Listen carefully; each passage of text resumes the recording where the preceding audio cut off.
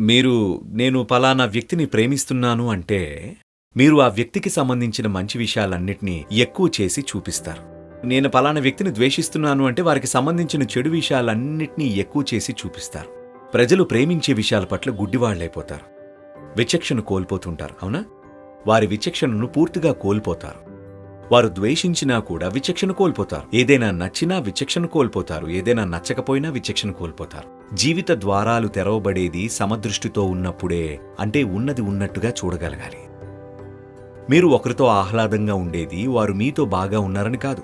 మీరు ఒకరితో ఆహ్లాదంగా ఉన్నారంటే అందుకు కారణం మీలో మీరు ఆహ్లాదంగా ఉన్నారు కాబట్టి. అంతే. ఇది మరింత గ్యారంటీ కలిగిన ప్రేమ వ్యవహారం.